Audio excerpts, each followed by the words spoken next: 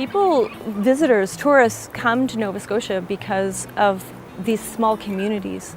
Our small communities are currently being gutted, and this is the way back to having those beautiful rural communities that most of us have grown up in. Hi, I'm Annabelle Singleton. I'm co-owner of the Port Grocer Cafe and Art Space here in Port Medway, Nova Scotia. We're the post office. We have the cafe, groceries, Vernon Dion fishing supplies, and we bring in local art. We started the Port Grocer in April 2014. We put together a business plan, and we kind of thought that was the hard part, right? But the financing, of course, became the largest challenge that we had. One after another, the banks said no. And so like 14 lenders later, we still didn't have any funding.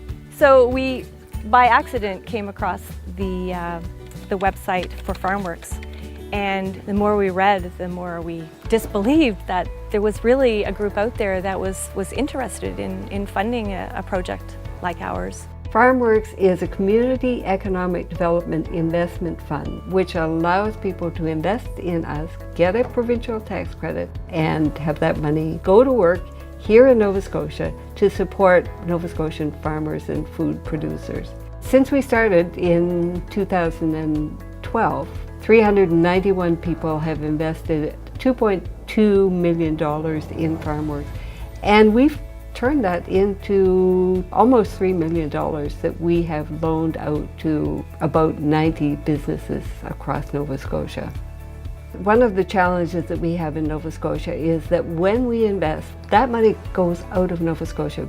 If we want to preserve the future that we need for this province, if we want to make it an attractive place for our children to come back to, then one of the easiest ways to do that is by starting and growing food businesses. Farmworks isn't just important for us as small business owners, it's important for all Nova Scotians. You now have a mechanism that allows individuals to support the small businesses that they believe in. We are a solution for Nova Scotia. We can grow our own food, we can invest in ourselves, we can use the food production as a way to bring back community and preserve the things that we need for the future of this province.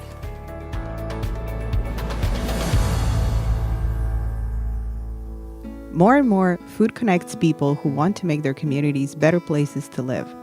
Their work creates economic value, but as you can see, these community leaders are more interested in environmental and social well-being.